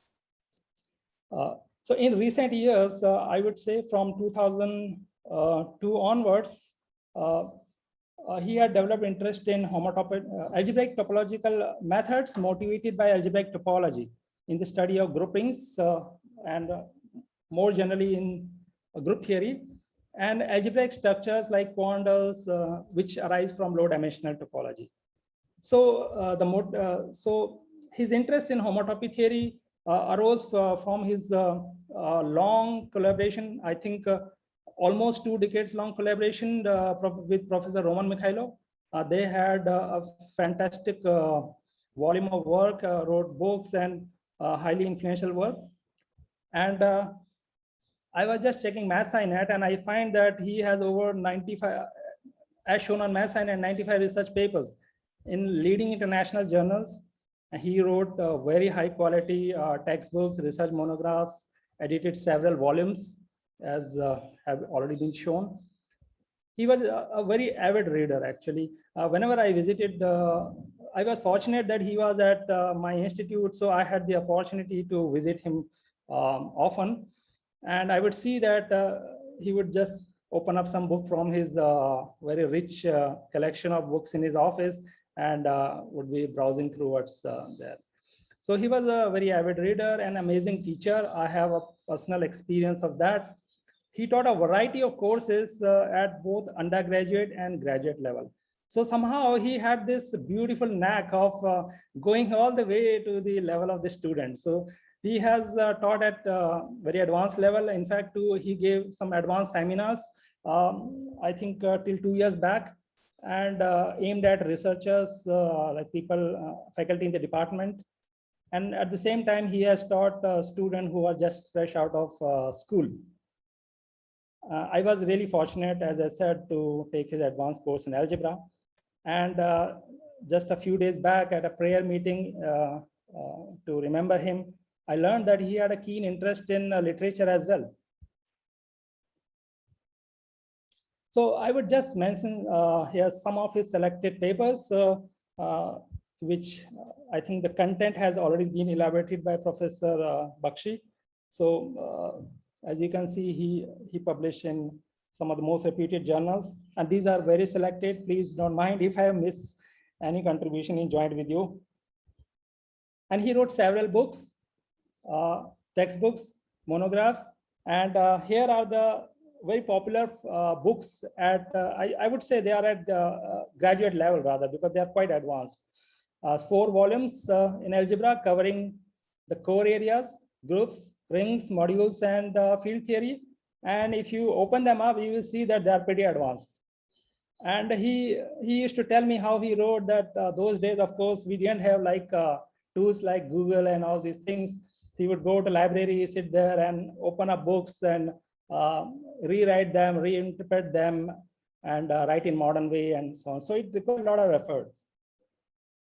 And these are highly recommended books for students, BSc, MSc, in fact, PhD students. So at a more advanced level, he wrote a couple of monographs. So his monograph, the classic one is Group Rings and Their Augmentation Ideas, published by Springer Lecture Notes and Math Series. And the monograph gives a unified account of various developments around augmentation ideas and dimension subgroups. I think it's more about augmentation ideas. And the second monograph he wrote was with Professor Roman Mikhailo, again published in the same series of Springer, lower, central, and dimension series of groups. So the overall theme of the monograph is relationship of lower central series of groups with dimension series. Okay, and the novelty of this book, what I realized after having looked into it, is they have tried to bring at the forefront algebraic topological methods for studying these problems. I'm sure people are going to pick this thing up. In fact, a couple of days back, I had a conversation, email conversation with Ji Wu, with whom he has a work with, I think also with Roma. So he was saying that he was really pushing for more use of homotopy theoretic method in the study of group rings. So we already see effect of that. And I would say he can very well be considered the pioneer in this direction. So his recent monograph was with Professor Manoj Yadav and myself on automorphisms of finite groups. So this group was centered around some long-standing problems concerning, roughly speaking, around the growth of automorphism groups of finite P groups, and how they're related to orders of finite P groups. So this is aimed at graduate students and graduate level researchers, scholars. So yeah, okay, so all this has already been said. So let me, for the sake of completeness, just say repeat it again. So as I said, if you roughly divide his career into 3 parts. So first part was about around dimension, around the dimension conjecture. So the dimension subgroup is simply the intersection of G with this translate by unity of the nth dimension, the augmentation ideal, right? And it's a subgroup of this, and it was conjectured that the nth term of the lower central series actually agrees with the dimension subgroup. In fact, it happens for n equal to 1, 2, and 3, but soon counterexamples were found. In fact, the first counterexample was due to Rips, I guess, of a P2 group of nilpotency class 2. So much of Professor Passi's research has been around for what classes of groups it holds, and if it doesn't hold for a class of groups, then how much is the difference between these 2 subgroups. So in other words, to understand the dimension quotient, dng mod gamma ng. And he proved that the conjecture would hold under certain technical conditions on what is called the Schur multiplier of the group, which is nothing but the second homology of the group G, okay, with integer coefficient. And in fact, he also proved the conjecture for all metabelian groups, okay. And in this I would call, let us call this a stable range, where this N0 actually depend on the abelianization of the groups. He also investigated residual properties of augmentation ideas and this dimension quotients, and also developed ideas, similar ideas for Lie rings. With some of these works are with Professor Sehgal. And these developments are described in his excellent monograph with Roman Mikhailov, which I mentioned earlier. So I strongly recommend this book for anybody interested in this area. Another important contribution of his research has been on the unit groups of group rings, so that you can consider maybe second and third part of his research. And he also investigated groups for which unit groups are hyperbolic groups in the sense of Gromov. So with a little flavor of geometric group theory here. And I think this is a joint work with Professor Dipender Prasad and Alfred Hills. He also investigated torsion and central elements in unit groups. So we already saw that in Professor Bakshi's talk. And this result I cannot miss. So he proved the Zassenhaus conjecture for A5. Although if you look at this paper, it's a very short paper, but this really opened up the direction. People really use their ideas and techniques to extend how far it can go. And as already said, every paper around this conjecture has a mention of Professor Passi's work. And one more direction he worked was the famous isomorphism problem for group algebras and group rings. So conjecture is that if you have two groups whose group rings are isomorphic, let us say integral group rings are isomorphic, does it imply that the groups are isomorphic? And we know due to Hartwig that the conjecture doesn't hold. But of course, you see, whenever we have a conjecture and it doesn't hold, then the next question, the life doesn't end there. The problem again remains for what classes it hold. So again, people are still working on that. And what Professor Passi proved is that if P is an odd prime and G and H are two groups of nilpotency class 2, then if they're elementary, if they're group algebras over ZPN, they are isomorphic, then the groups are isomorphic. So this is a major contribution. And one more, this monograph I already mentioned about automorphisms of finite groups around this long-standing problem concerning the relation between orders of finite P groups and their automorphism groups. So it's a huge amount of work that he has done. Certainly a few minutes we can't describe that. So not to mention, he was decorated with some of the highest recognitions from that our nation can offer. He was awarded with this S.S. Bhatnagar Prize for Mathematical Sciences in 1983, which is considered the highest scientific award sponsored by the government of India. And I quote here the citation for you. Dr. Passi, a noted group theorist in India, has made significant contribution to certain areas, aspects of the theory of groups, especially to the study of group rings, in which he is a leading expert. His results on the dimension subgroups, augmentation powers and group rings, and related problems has received wide recognition. His 1979 solo monograph summarizing the state of the subject is a basic reference source. So many more recognitions. He was awarded the Prasanta Chandra Mahalanobis Award of the Indian National Science Academy in 2011, Koshna National Award of the Indian Institute of Technology in 2011. He was the president of one of the oldest mathematical society of India, the Indian Mathematical Society, during the period 2006 to 7. He received the Distinguished Service Award by the Mathematical Association of India in 2003. He was the president of the mathematics section of the Indian Science Congress during 1998 to 1999. and he received the Meghna Saha Award for Research in Mathematical Sciences in 1988. And he had the distinction of being the elected fellow of all the three major science academies of India. So we have three major science academies: the National Academy of Sciences, Indian National Science Academy, and the National Academy of Sciences, Indian Academy of Sciences in Bangalore.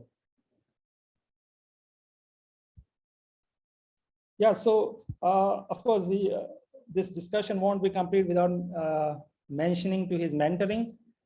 He has guided several PhD students over the years, so I might be missing some names.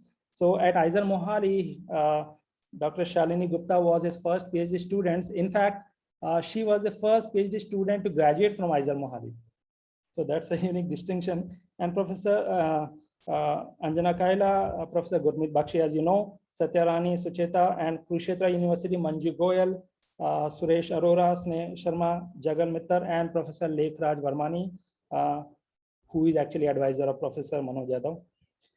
And he mentored several BSMS students at Isomorphism, many of whom have joined some of the best universities, including University of Toronto and Düsseldorf, Tata Institute. Some of the students have joined Tata Institute, and many more. And last but not the least, he mentored many early career researchers like me. So here is a list of collaborators from SINet. As you can see, huge number. And he has a almost two decade old collaboration with Roman Mikhailov from St. Petersburg, with Alfred Hayes, with Professor Bakshi, and many more.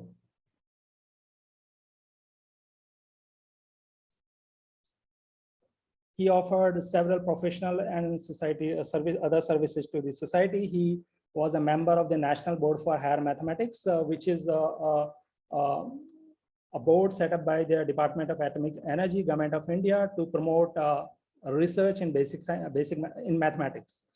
So he was a member during the period 1989 to 2002. And during that period, he oversaw implementation of various schemes of NBHM to promote mathematical research in India. He also oversaw selection process in the Inspire faculty scheme of the mathematical sciences ever since its inception in 2008. And yours sincerely was one of the first person to receive this. And again, Professor Passi was in the selection, I must admit that. So this scheme promotes young scientists with fresh PhDs in basic sciences, in basic sciences, of course, including mathematics. And he was in the editorial boards of several journals. I might have missed something here, but certainly he was in the Indian Journal of Pure and Applied Mathematics, 2004 to 2011. In fact, he has been associated with this journal even after that, even after 2011. He was in the editorial board of Journal of Group Theory, published by Walter Grutier, and Journal of the Indian Mathematical Society during 1985 to 89.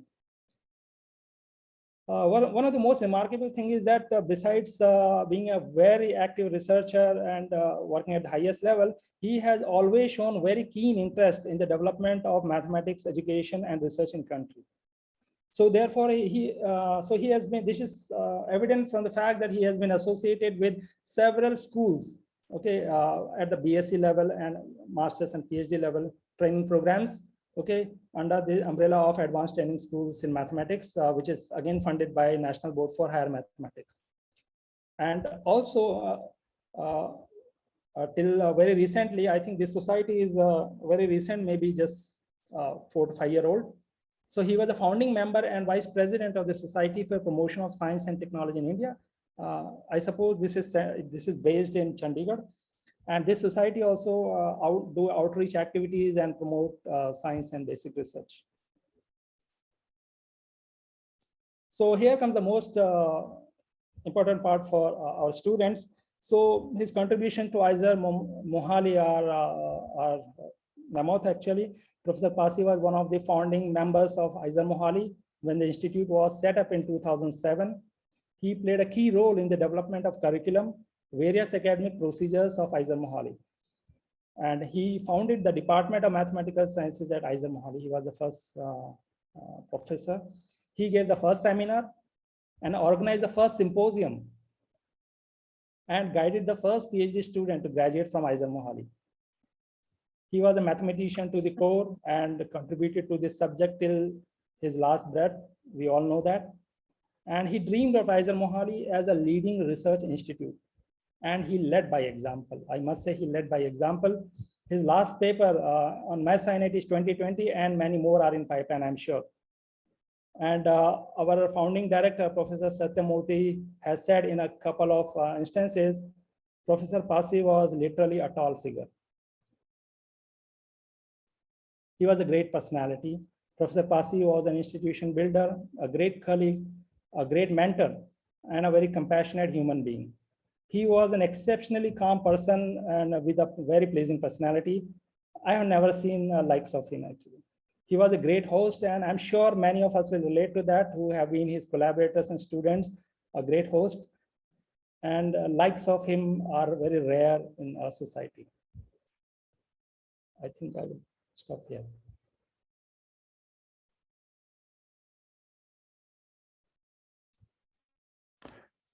Thank you very much, Mahendra.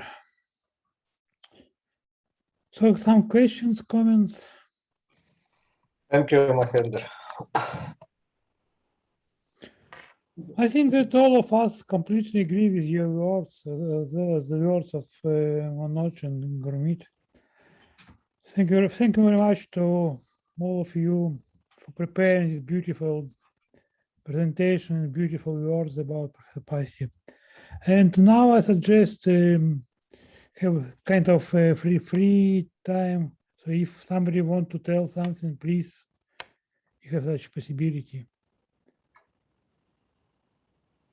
So if you want to say something and maybe remember something about joint event, about discussions, so yeah, we are welcome.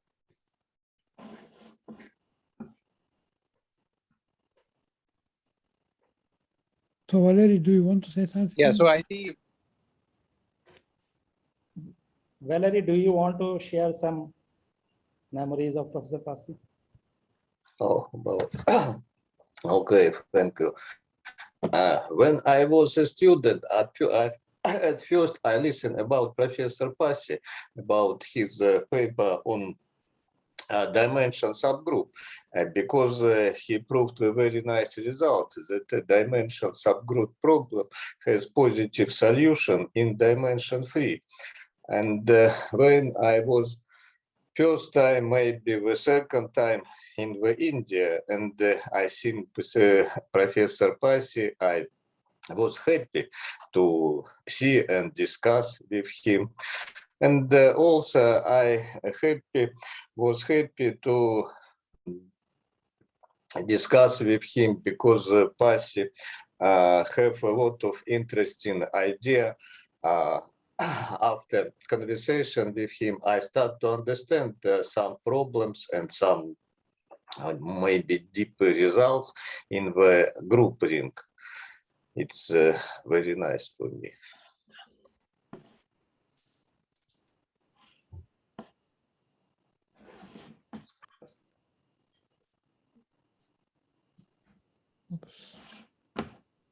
So maybe we can also request Professor Khanduja, who is present, to say something. Okay, yeah, sure. Sure, please.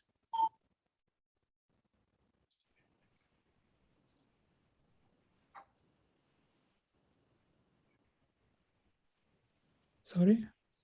Professor Khanduja, would you like to share your memories, ma'am?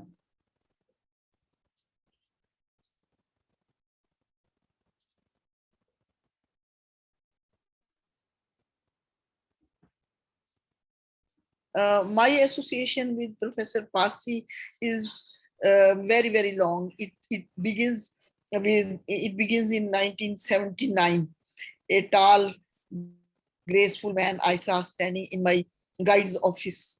My guide was Professor I.S. Luther, and he happened to be a teacher of Professor Passi, and later they were collaborators in writing books, and later they also wrote important research papers like Gurmeet mentioned, Luther Passi conjecture.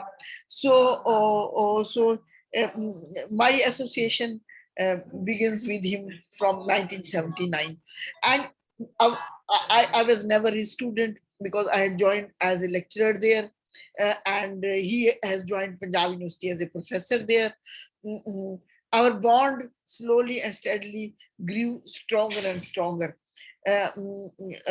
I liked his way of working. He became our chairperson, and I was his subordinate. And then it was he who introduced me to the outer world. I was just bound to the Department of Mathematics at Punjab University, Chandigarh. He introduced me. He took me when he and his wife were visiting HRI in 2006. He took me thrice to HRI, and that gave me a big exposure of the outer world of mathematics. I always drew inspiration from him. But unfortunately, as far as mathematics is concerned, I did not collaborate with him. That was my misfortune. We were very close to each other. He nominated me for 3 science academies, and each time it was through. Once somebody wanted to nominate me for a certain prize, and I went to him and I asked him, they want to nominate me for some prize. I don't remember which one it was. Professor Passi said, no, you should be nominated for the World Academy of Sciences. I told him, sir, I don't want to cross you. You are not a fellow of the, first you will become a fellow of the World Academy of Sciences, then I will get myself nominated for it. He said, no, I have crossed the age limit of 70 years. My best wishes are with you. You let somebody nominate you, and then we will see what happens. And under his inspiration, I filled in the form, and somebody, 2 of my teachers, Professor Bamba and Professor Hansgill, nominated, and the same year I got selected. So it was he wanted to see his students far ahead of him. He was a colleague who, junior colleagues like me, he wanted to promote them. He promoted without any selfish purpose. I never wrote a paper with him, unfortunately. It would have been nice if I had gone to the study of dimension subgroups or augmentation ideals or Jordan decomposition theorem. I was away from it. I was working in algebraic number theory, pure algebraic number theory and valuation theory. But it is because of him that I got such a wide exposure. And he was, besides being a very great mathematician, as Gurmeet and Professor Dr. Mahendra Singh has explained his research, he was a great human being. He was a great human being. There's no comparison to his humility.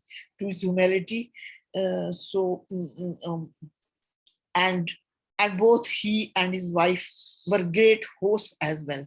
It was she who was instrumental in promoting his social relationships with his colleagues. While I was at ISER Mohali, he inspired me that after my retirement from Punjab University, I should join ISER Mohali. I was very reluctant, but I followed his advice, because it's always for good, and I joined ISER Mohali, and it was really a fruitful experience for me.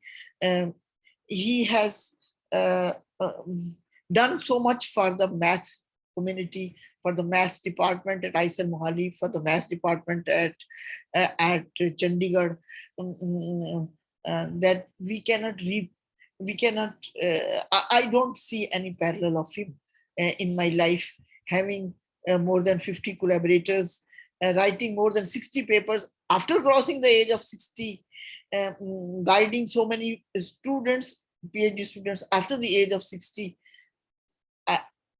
In my life, I have not seen a parallel mathematician throughout the world of his stature.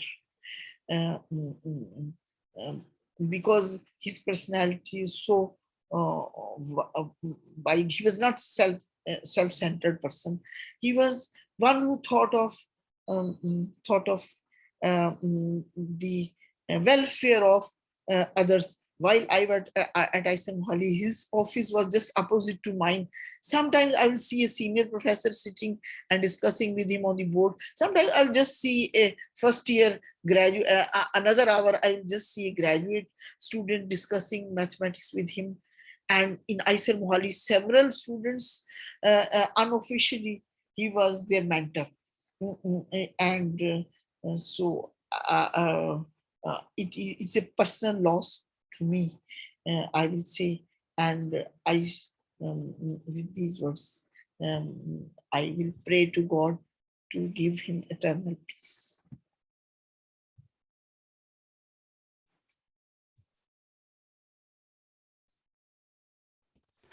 Thank you very much. So if somebody else wants to speak, please.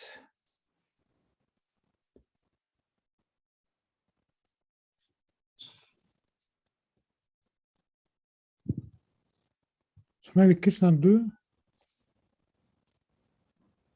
Yeah, I mean,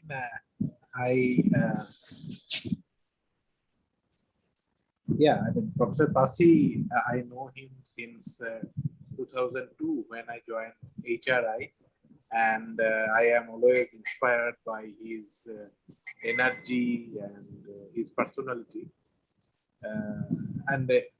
After coming to Isomorphism, I was happy that I became his colleague, and I used to talk to him whenever I feel like.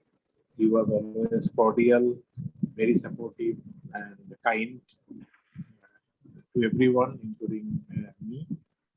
I think it is a great loss for Indian mathematics and good theorists. So I think whatever I want to say, everybody has said. So I would prefer that maybe someone more close to Professor Passi say something. So I would like to invite in particular Shalini is here, who is Professor Passi's first student from Isomorphism, and also Sugandha Maheshwari. I mean, they can share their memories with Professor Passi because they are direct descendant of Professor Passi, and nice to listen to them. Yeah, so maybe Sugandha, you can share your memories.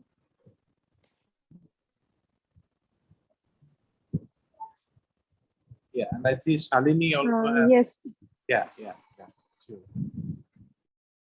Yes, there is a lot that can be said about him, and everything that has been shared is totally agreeable. And I think maybe not just like. If you can open your camera, then you can see you. Actually, sir, I have some internet issues here. I've already lost connection for 2 times. Oh, no problem. So yeah, that's very true at Isomorphism, as Professor Khanduja also mentioned. He mentored so many students officially and unofficially. He wouldn't say no to anybody who wanted to discuss any kind of idea. And that was true with the summer project students also. I could witness many of them at times. So he, respected every idea that came up from anybody and was open to discussion. So that was something very nice about him. And of course, there are a number of things that I can keep talking about. But one small thing which I will miss is that with every publication that came to me, I always used to go to him with his books to get his autograph, because I have always known him as a celebrity since the time I took up mathematics. So, and he will always remain to be a celebrity for me. though I was privileged enough to have worked with him, to have learned with him so much, to have shared a lot of my time with him over last 5-6 years considerably. So that is one thing which was coming to my mind every time I saw these pictures of monographs displayed by Professor Bakshi or Professor Mahinder. So yeah, there are countless things I can talk about, but yeah, I'll stop here probably.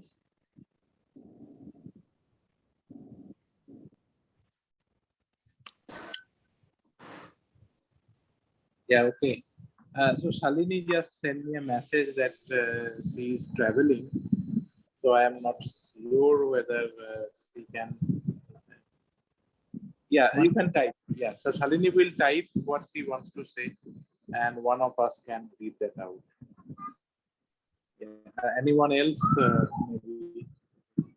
Manoj may have a lot of memories. Yeah, yeah. Manoj.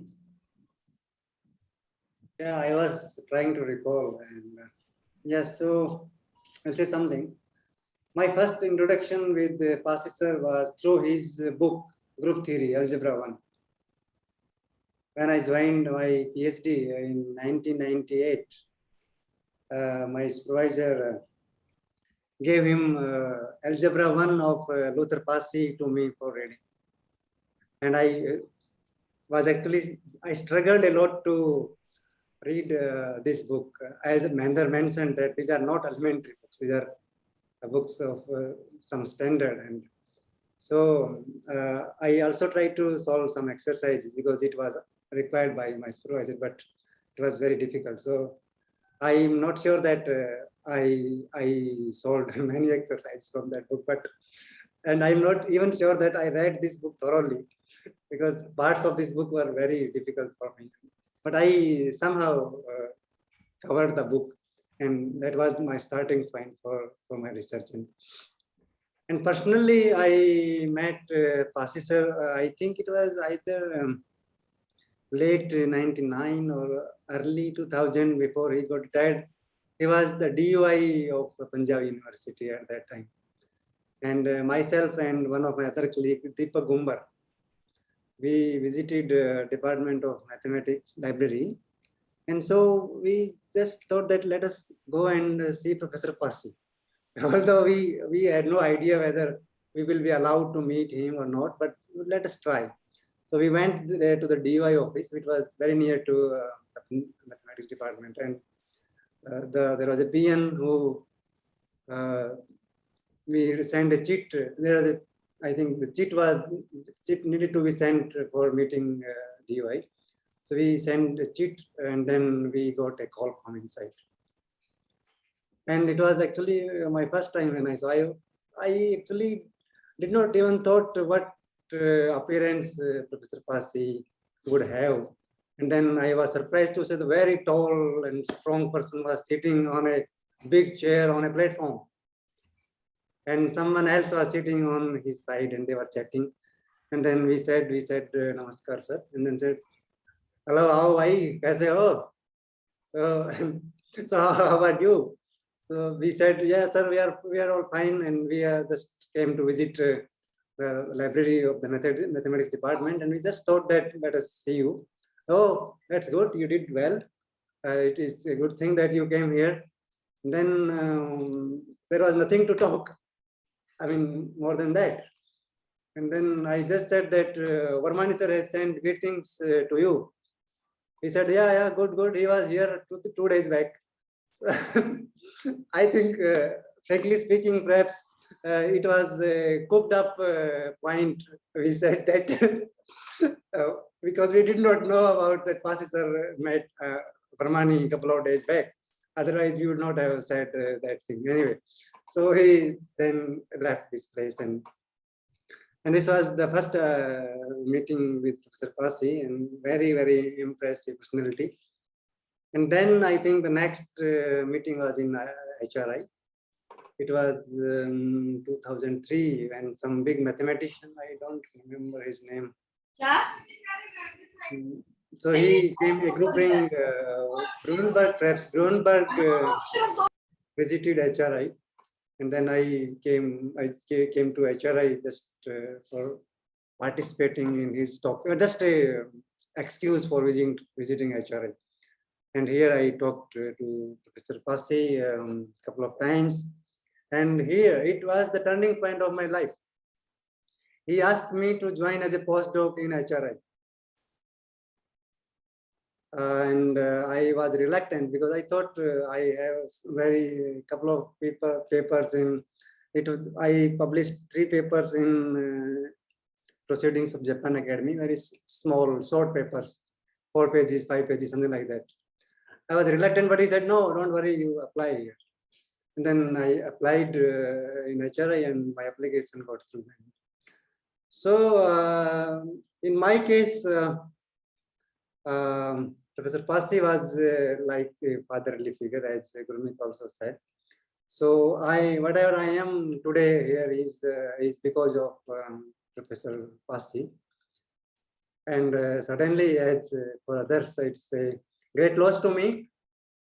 But at the same time, this is also a time to celebrate his legacy and his mathematics and all the love he has pondered on everyone. Thank you very much.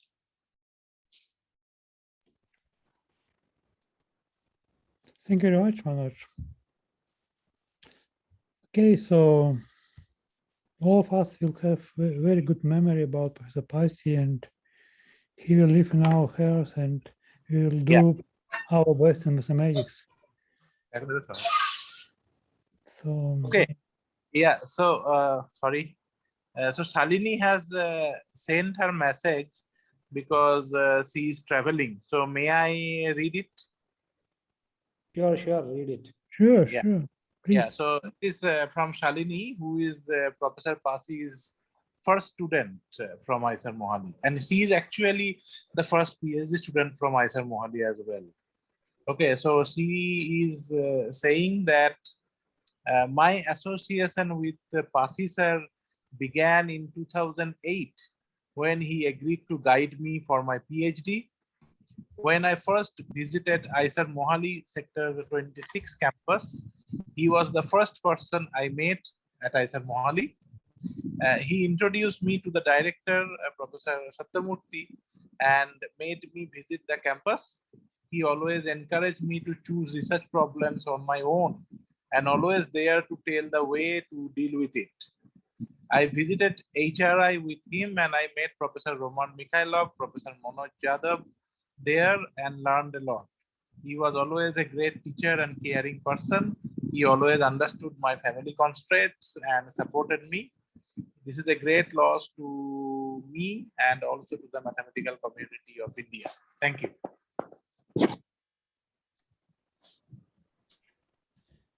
Thank you.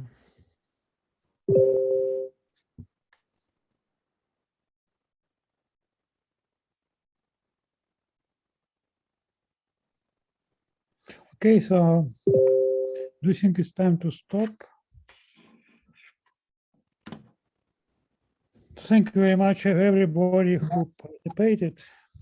Yeah, so I just propose that maybe before departing, we can have 2 minutes silence for Professor Passi, and then we can leave the meeting. Yes, Yes, please.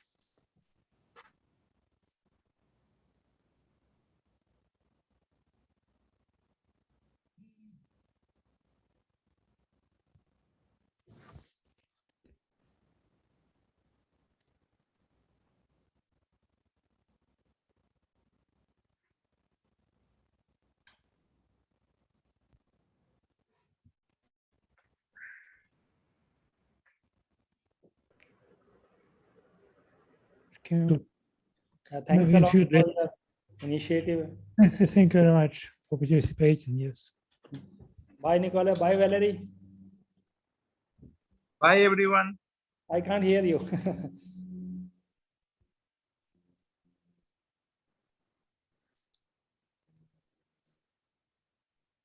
Thank you.